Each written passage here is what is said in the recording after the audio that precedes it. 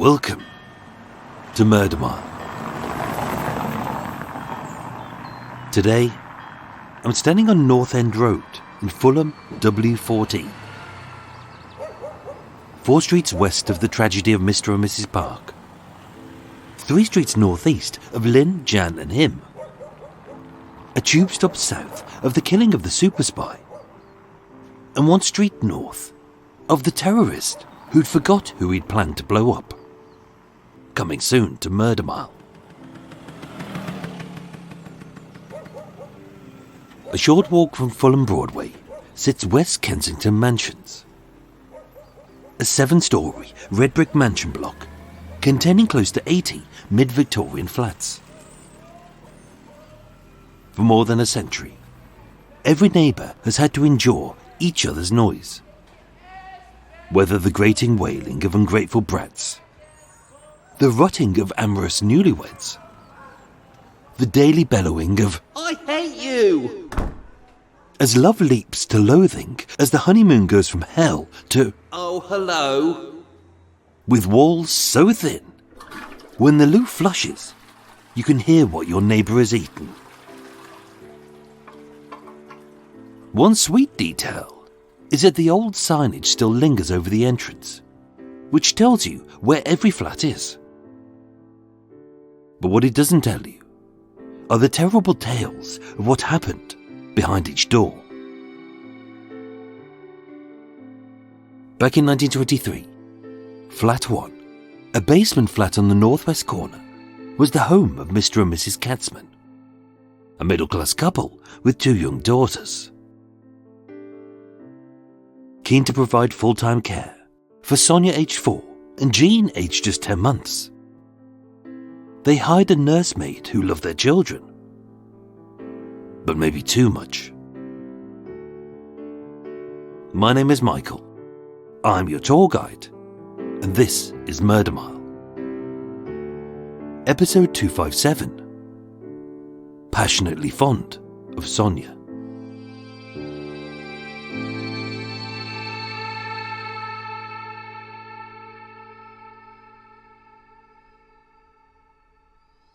Love can be as destructive as hate.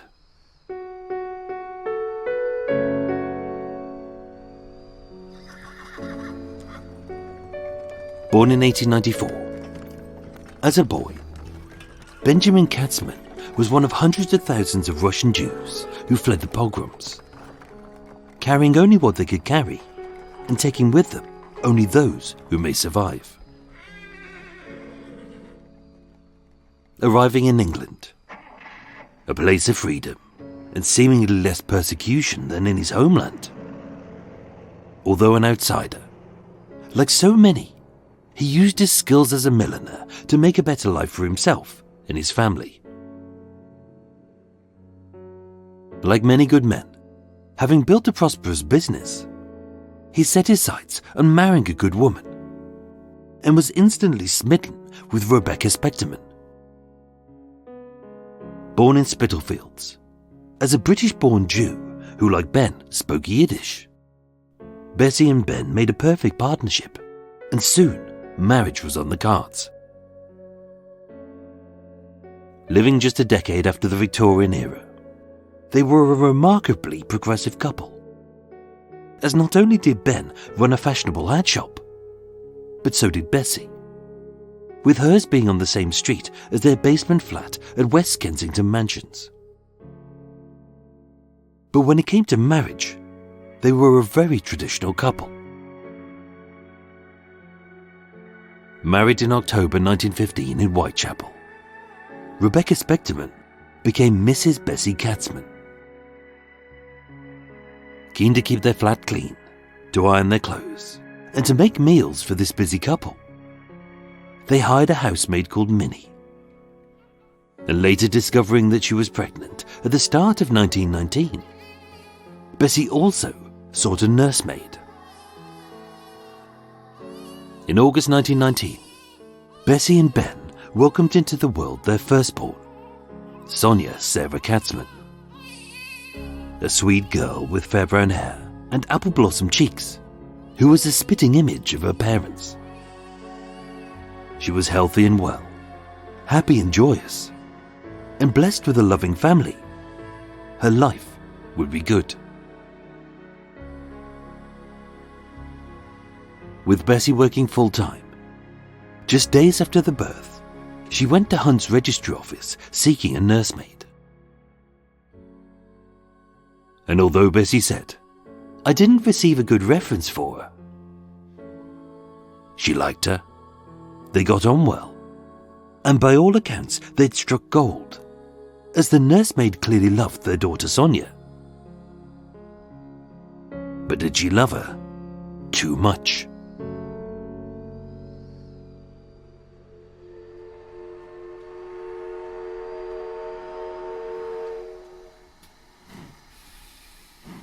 Born on the 21st of May 1886 in Queen's Park, West London, Dora Sadler was one of 5 sisters and 4 brothers to Mary, a housewife, and George, a station master.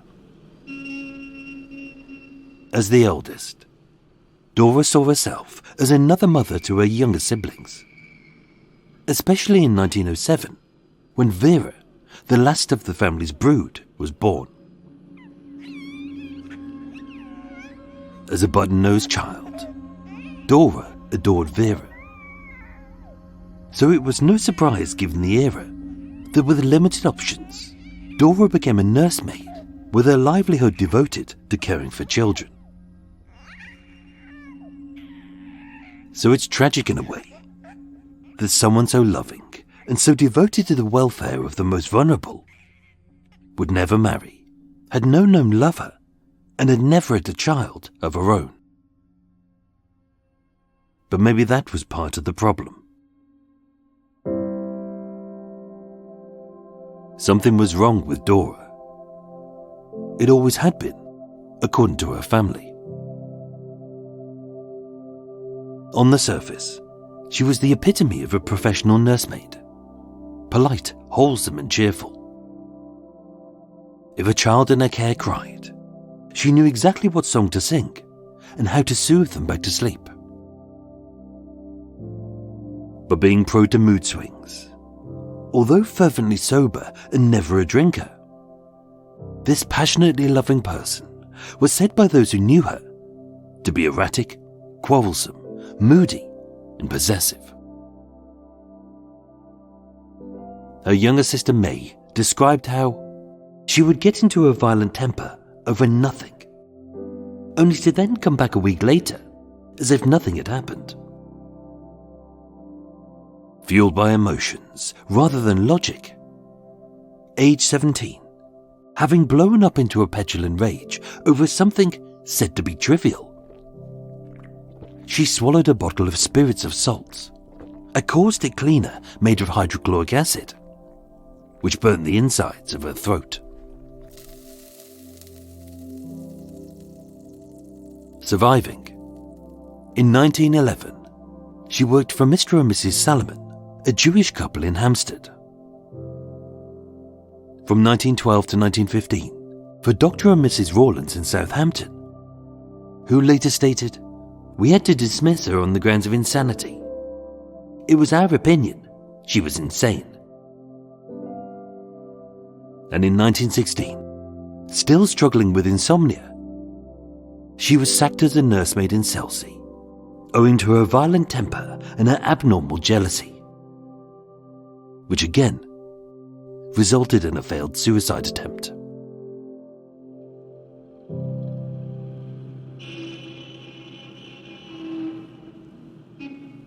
By the August of 1919, Dora Sadler became the Katzman's nursemaid, who described her as loyal, loving, and devoted to her child. In short, they couldn't have asked for more. Working from 8 a.m. to 8 p.m., her diligence ensured that Bessie and Ben could run their businesses, then return home to her child, who was clean, well-fed, healthy and happy. Across the next 3 years, Dora proved to be a blessing to the Katzmans. Then in January 1923, their second daughter was born. Her name was Jean. And like her older sister, Dora adored Jean as if she was her own child, being at her beck and call whenever she cried. If she'd had children of her own, Dora would have made a wonderful mother, as she was patient, calm, and caring. But again, that was part of the problem, that she wasn't the mother of these children. And when it came to sharing the children, who she saw as her own, with their real mother, Dora's jealousy shone through. Following Jean's birth, Bessie made the decision to shut up the hat shop and become a full-time mum. But after 3 years of caring for Sonia, and now sleeping in the nursery to give Jean her night feeds, Dora loved the children with all of her heart. But in equal measure, she hated Bessie with all of her soul. Bessie said, "During the years I engaged her, she looked after Sonia and Jean well from the time they were born. But she wouldn't allow me to advise her, or even to be a mother to my own children." She found Dora to be a perfectly sane person who always acted in rational ways. But as Dora disliked Bessie, being in what she saw as her home, she began to treat her like an unwelcome stranger. For the first time, Dora became quarrelsome over the silliest of things, getting upset, then quickly calming. Struggling to find a housemaid who could cope with Dora's temper, since Jean's birth, several had quit, and by the November of 1923, even the ever-reliable Millie needed to take a week-long holiday. So with no housemaid there, Dora had to do those jobs too, which she resented. At around the same time, Dora stopped going home to see her siblings, saying that the 3-mile journey was way too great for the children. And so, from that moment on, she slept beside them in the nursery. Dora's behavior was irrational and inconsistent, so it's hard to tell if her hatred of Bessie was jealousy.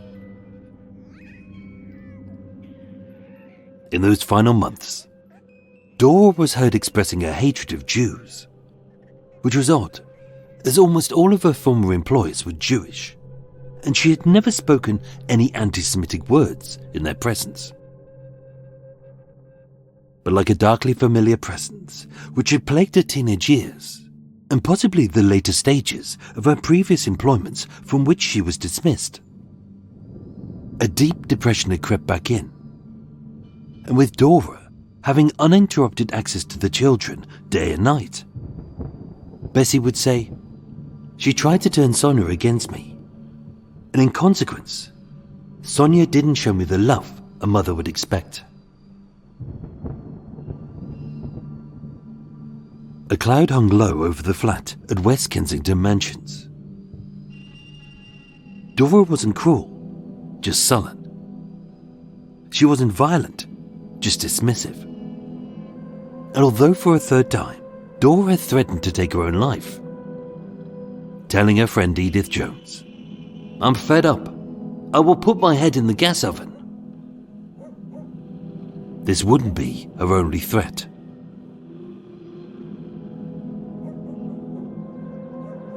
That summer, Ralph, Bessie's brother, had bumped into Dora outside of the West Kensington cinema. Seeing both Sonia and Jean looking so neat, he remarked, "Oh my, don't the children look lovely? Like mother and father." Seeing a black look creep over Dora's face, she glared, "If I thought they would look like either of them, I'd do them in," meaning to kill them, "because I'm sorry they are Jews." Being Jewish himself, he told his sister Golda, but always seeing Dora as a kindly woman who only had the best interests of the children at heart. I didn't take it seriously.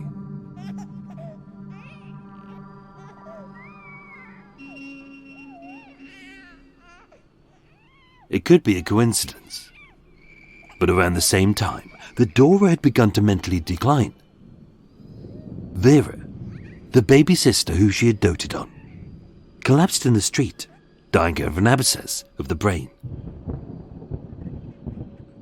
Her middle sister May said, "This seemed to affect Dora terribly, and it left her with an ache in her heart."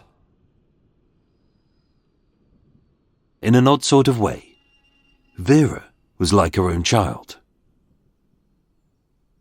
But was this the trigger that led to Dora's suicide and a double murder?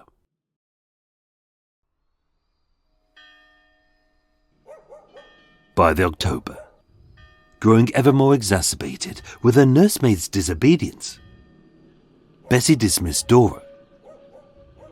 But having said that she wouldn't go because Sonia would fret, Bessie believed her and she was kept on.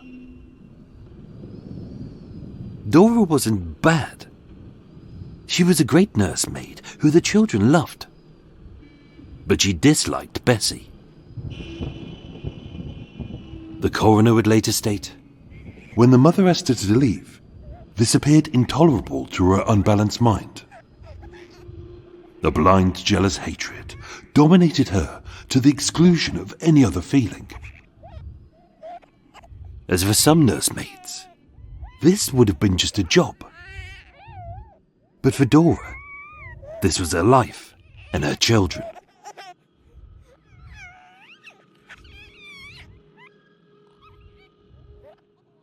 Sunday the 11th of November 1923 began like any other day.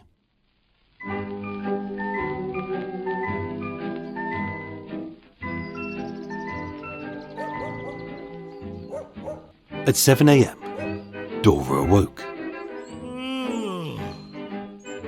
Letting Jean sleep a little longer in her cot, so the wailing didn't wake her parents, she rolled over and softly roused Sonia, as when the children had a fitful night, she slept beside them. Turning the gas fire up to warm the brightly coloured nursery, she washed, she dressed, and she made the children presentable.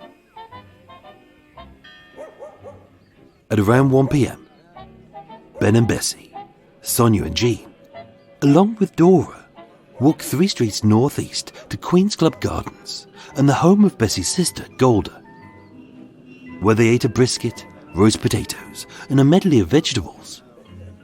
And although Golda and Ben had wine, Dora had water and Bessie had lemonade. Later questioned, Golda said there was no ill feeling between Bessie and Dora.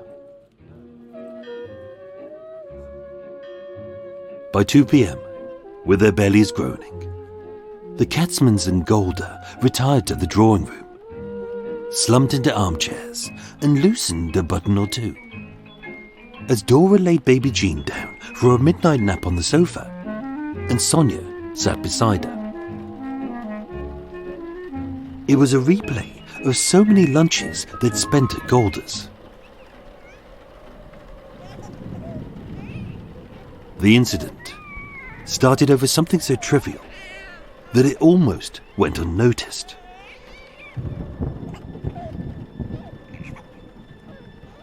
"Sonia," Bessie said, tapping her leg, "come and sit on Mummy's knee." It being a simple request that any mother would make of her own child, only Sonia shook her head. "Sonia, I said come here," Bessie retorted. Only the more she demanded, the more the 4-year-old cuddled closer into Dora's arm. Feeling spurned, ashamed at her own child's snub occurring in front of her own sister, and sensing that the nursemaid, her hired help, had poisoned her own child against her, Bessie barked, "If you don't sit on my knee, I will smack you." not expecting Dora to bark back. "If you smack her, I will smack you."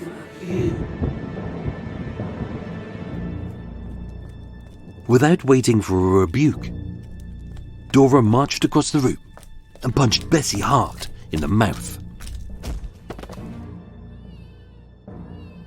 The shock of the assault stung as sharply as the thump itself, as Dora had never raised a hand to her employer before, and especially not in front of the children. Being so flabbergasted, Bessie couldn't even speak. And not wanting to make a scene, as was typical, Ben said nothing. With Dora unwilling to apologise, or even to explain her actions, with the children crying, she popped on their warm coats and walked them home.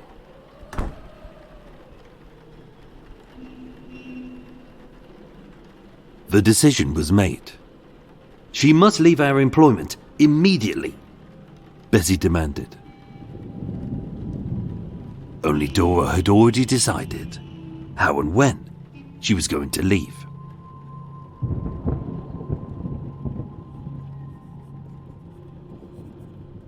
At 5 p.m, before the last post was collected, Dora sent a handwritten letter to her friend Edith Jones. It read, "My dear Edith, I don't know how to write this, but when you get it, I shall be no more. I'm taking my darling Sonia with me. I know she won't be happy here without me. You know her mother.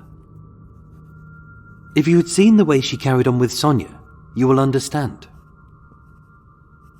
I'm not tired of life, but I cannot leave Sonia, and this is the only way I can have her. Don't be upset. Goodbye, dear, and try to forgive me. I don't want to take Jean, but I cannot put her outside. With love, Nanny." The letter would arrive early the next morning, but by then, it was too late.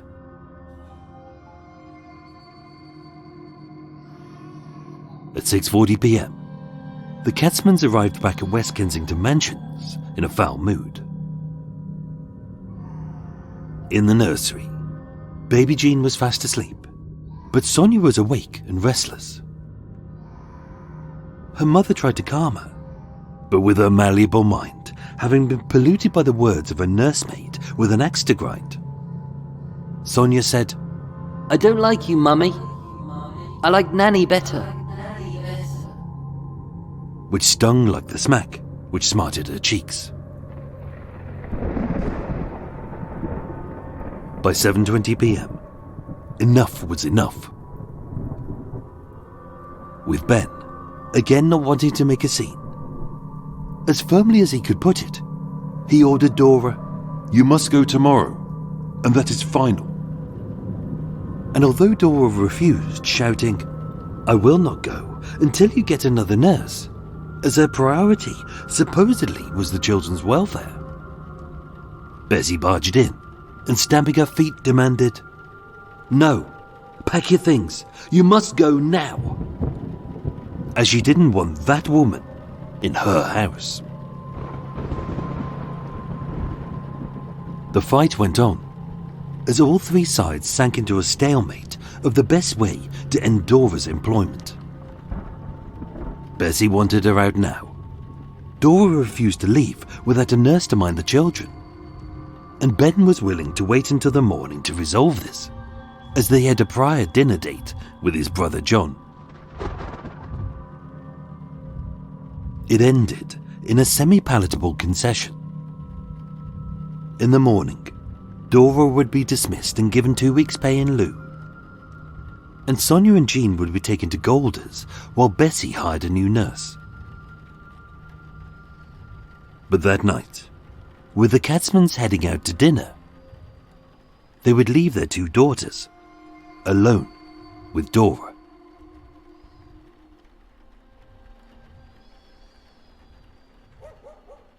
At 8 p.m, the Katzmans kissed their babies goodnight and left,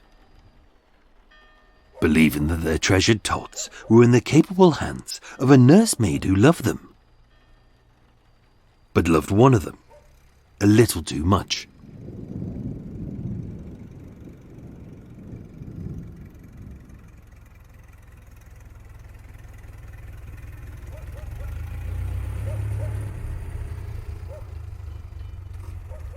At 12:30 a.m, their taxi pulled up outside of West Kensington Mansions. Peeping over the railings, from the entrance, they could see that the nursery lights were off, as usual, and that the window was shut, which wasn't. But with a cold, damp fog having descended that night, they didn't see it as suspicious. Inside flat 1, all was quiet, which for any parent is both a blessing and a curse. When asked, "Did you suspect anything was wrong?" Ben said, "No, nothing at all." As with Dora's bed empty and the nursery door locked, it wasn't odd for the woman who nursed their babies since they were born to sleep by their sides on a fitful night. So not wanting to sully their children's sweet dreams, the Katzmans thought nothing more of it and went to bed.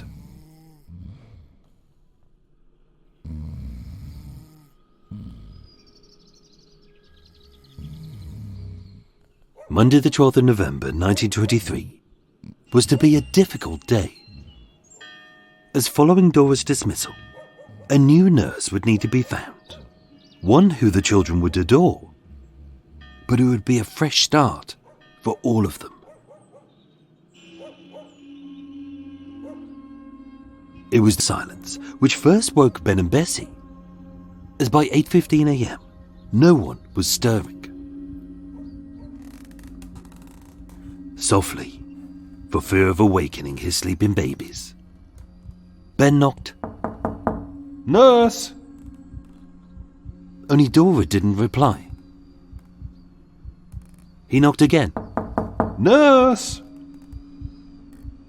But still he heard nothing. Not the creak of a bed spring, nor the sounds of a child's yawn. Worried, he went round to the front, only he couldn't see in as the curtains were drawn. "Nurse!" he asserted, as his knuckles hammered harshly, with the aim that someone would rouse. Only they didn't. It was then, with the aid of a workman, that he slipped the latch to the window and got in.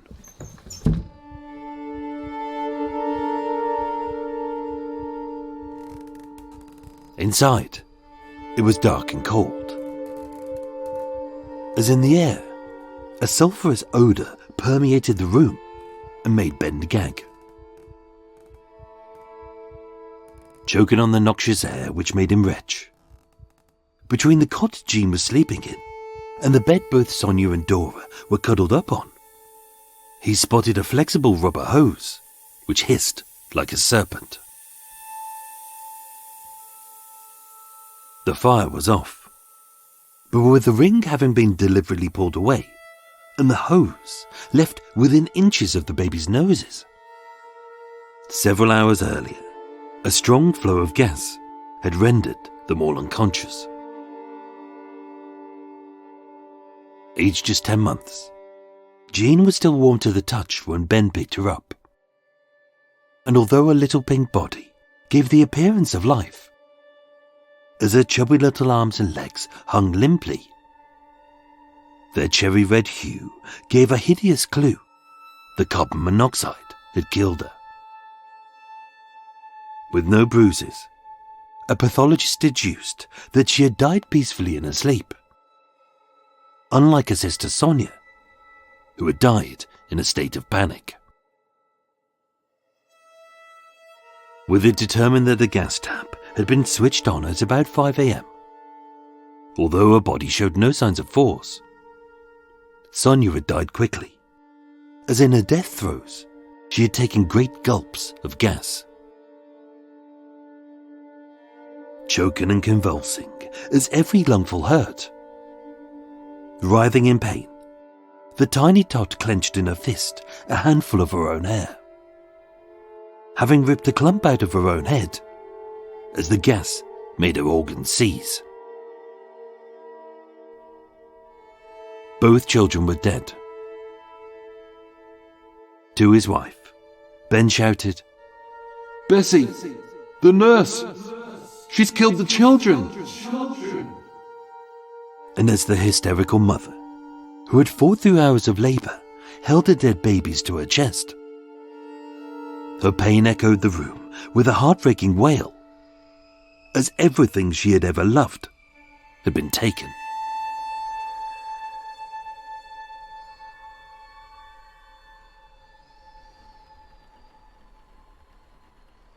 Two doctors tried their best to resuscitate the little girls, but it was all in vain.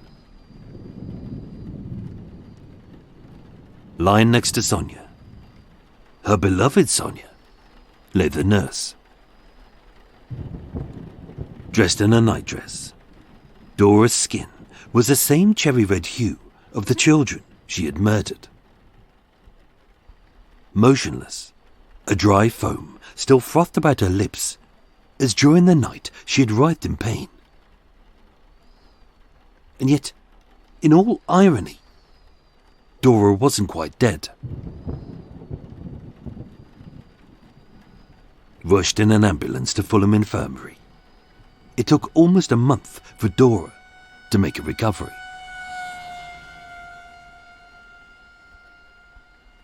The investigation, headed up by Detective Inspector John Headley, was short and swift, as having taken statements from Golda, Ben and Bessie, the gas pipe had Dora's fingerprints on it, as did the door key. And on the mantelpiece, she had also left a handwritten letter, which bluntly read, "I'm taking them both. I will not leave my Sonia to the creature she calls mother." And it was signed, Dora Sadler.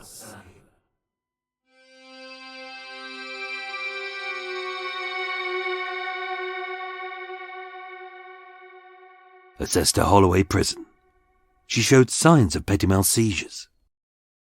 An ovarian cyst proved to be benign, and although chronically depressed, with no signs of delusions or hallucinations, the doctor decreed, "I am of the opinion that she is mentally subnormal, as shown by her violent temper, her threats, attempts at suicide, and her absence of remorse."